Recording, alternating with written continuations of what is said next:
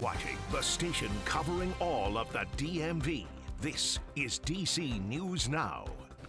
Good evening. Thank you for joining us for DC News Now at 5. I'm Elisa Gale. Mark Hall has the evening off. Right now, we are getting a closer look at the future of Capital One Arena. These new renderings showing what the Chinatown space could look like.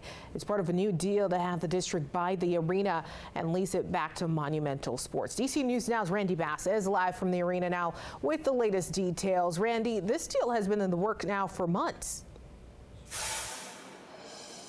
Yeah, it's taken quite some time to get here, and now we're finally getting our first close look at what some renovations here at Capital One Arena could really look like when this all comes to fruition in coming years. The nearly $1 billion deal has leaders both within the city and at Monumental Sports really buzzing, but some Washingtonians we talked to don't feel the same. DC and Monumental Sports announcing they'll spend a combined $800 million on revitalizing the arena in the downtown DC neighborhood. It's something Monumental Sports and Entertainment owner Ted Leonsis was excited about Monday. You know, I think there's been this amazing pivot, if you will, that we're in it together, that this building as a portal, as a front door for downtown DC. Here's a look at some of those proposed renovations. Leonsis says they'll make for a better experience for fans, staff, and players. $515 million will come from the pockets of DC taxpayers, and under the new deal, the arena will be exempt from paying taxes. Mayor Bowser calls the Capital One project an investment in our residents and businesses in all 8 wards, but some Washingtonians don't agree. I think that the funds can be used in other places, schools and roads. I do value community centers and places for people to gather. However, I do think there are a lot of things in DC that need help and need funding. The major renovations projected to take 3 years to complete. Most of that construction will take place in the summertime during the peak of the WNBA season. The Mystics played several big games in front of sold-out crowds at Capital One Arena this past year. Had the most attendance of any WNBA game in history. Next summer, the summer after, we'll have to find a new location for that to play. We've already started that process, but it'll be worth the wait.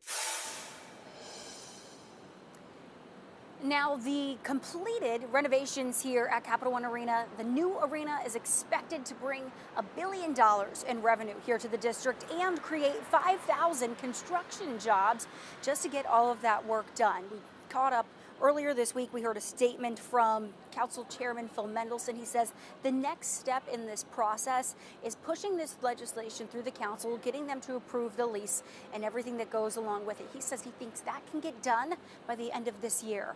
In Northwest, I'm Randy Bass, DC News Now. Randy, thank you. Well, just announced today, global superstar Shakira will headline World Pride, DC's welcome concert next year. She'll perform May 31st at Nats Park. Fans can register for pre-sales tickets through Tuesday. General ticket sales start Friday. This news comes days after Shakira announced she was postponing her U.S. tour, scheduled to start next month because of surging ticket demand. World Pride is an annual celebration of the LGBTQ+ community with parades, marches, festivals, and much more. DC will host what will be World Pride's 50th anniversary.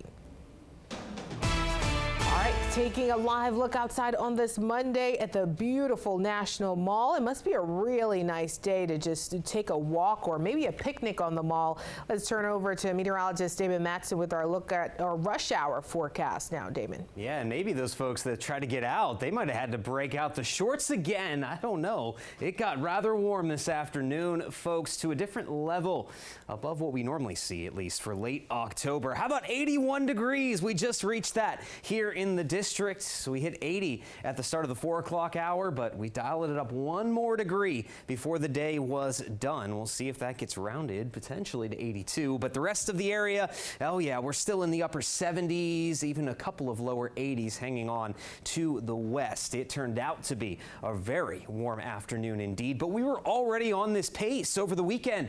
We saw those temperatures jumping into the middle upper 70s, so we didn't go that far off from those same numbers temperatures, but just by a few more degrees. We did warm things up here today thanks to that plentiful sunshine and very light winds. So it's going to stay feeling pretty warm up until sunset. That temperature will start to fall as we head into the night with a very clear sky, but it is not going to get anywhere close to some of the same chilly nights we had last week. Yes, it will still be cool, but not going to be quite too cold. Now, when do we bring back some chillier air potentially to the forecast, or are we still going to be warming things up over the next few days? We'll have that answer coming up here in just a bit. All right, Damon, thank you. Well, in D.C. now, police are still trying to make an arrest after a man was shot and killed in Southeast in the Lincoln Park neighborhood near 16th Street and Kentucky Avenue. Police say a homicide unit was actually called around 9:30 this morning. We're told the suspect drove off in a black Mercedes with a gun. And an update now in a home explosion in Haymarket, Virginia. Firefighters say a family dog has actually been found alive nearly a week after a massive blast caused them to lose almost everything. This morning, Prince William firefighters say they heard the dog named Brandy barking from inside the rubble. Crews worked diligently to free the pup and reunite her with her family. Just letting the homeowner really try and get the dog out with treats and food that they supplied.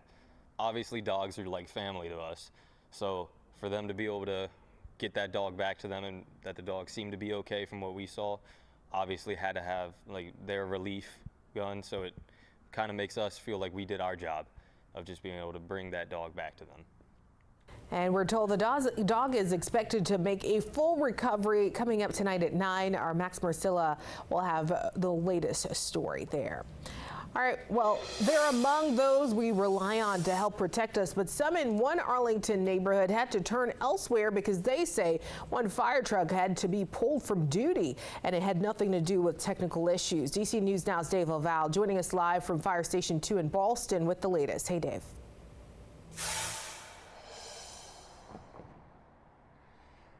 Well, good evening to you, Annalisa. Engine 102, which is housed in the fire station behind me, is back in operation after it had been taken out of service Sunday night. The problem? A lack of firefighters. The unit responds to fire and medical emergencies. The department told us in an email late this afternoon it's dealing with staffing shortages like many of its public safety partners in the region. It's also exploring ways to reduce the overall number of vacancies. Economics are just part of the problem, according to union leaders, who also told us this is the first time they can recall a county fire truck had to be removed from service due to a lack of personnel. Union leaders fear it won't be the last in the county. That we live in a very competitive region when it comes to fire departments. And so you have to remain attractive and you have to take care of the employees that are currently here. So our attrition rate is historically high. There are currently 35 vacancies in the department, according to the union. About half of them will be filled when the graduates join the department in about 2 weeks. We're live in Arlington. Dave Laval, DC News Now.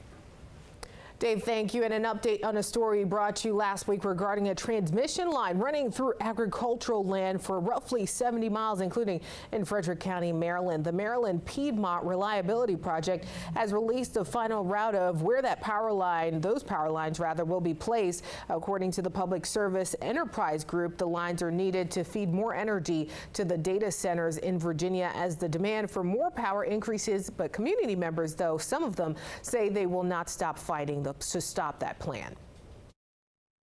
Our position is all Marylanders, ourselves included, I am on the final proposed route, deserve a full review, accounting, and analysis of all the viable alternatives to come up with something that doesn't destroy so very much in this path. PSEG will hold a public information session next month to discuss more of the finalized route. Well, developing now, a promotion from Ann Pizza raising eyebrows in the district tonight. This is the newest promotion for Marion Barry knots released today, knots that will, quote, blow you away. Many are questioning the reasoning behind this ad, including his wife, Cora Barry. Barry was an influential politician in D.C. He served 4 terms as mayor, and among the the controversy, he faced a drug arrest and was sentenced to jail for crack cocaine.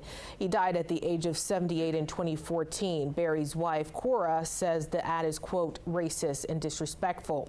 Now, new at 5, the CEO of And Pizza, Mike Burns, releasing a statement tonight to DC News Now saying, quote, we're talking about Marion Barry. That's spelled with an E. We stuff that into a knot and drizzle it with icing and then top it with powdered sugar. Anyways, well, DC News Now's Daniel Hermberg is following this story for us tonight. We'll have more on this coming up at 9 p.m.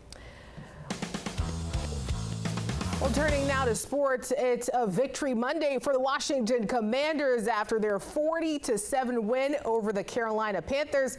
However, it's a little bittersweet because the team was without their star quarterback for most of the game Sunday, who left with an injury. Sports Director Derek Forrest now joining us with an update on Jaden Daniels. Hey, Derek. Yeah, thank you, Annalisa. Now, Jaden Daniels, he left the game Sunday with a rib injury and didn't return the rest of the way. We did see him on the sidelines, though, cheering for his team during the second half, and this was a good indication the injury may not be anything serious. And head coach Dan Quinn confirmed this Monday by saying Jaden Daniels is week to week with a rib injury. Now, although he didn't give any details to what the injury is, Quinn hopes to see Daniels on the field this weekend Sunday versus the Chicago Bears, but says he's going to need to see certain things before he's able to make a decision. I think he's such a unique player that I want to make sure he can be him fully in his own way. And the movements, the throwing and all the stuff that would go with that, as you can imagine. So I know he'll do everything he can, but I'll trust my eyes and certainly know him well. So like I said, we'll take it every step of the way. In the meantime, backup Marcus Mariota stepped up nicely with Daniels out. Mariota finished the game 18 for 23 with 205 yards and 2 touchdowns. As for this weekend, fans are hoping to see Daniels on the field with a potential matchup for the first 2 quarterbacks taken in this year's draft, going head-to-head with Daniels facing DC native and Gonzaga high school grad Caleb Williams. Annalisa.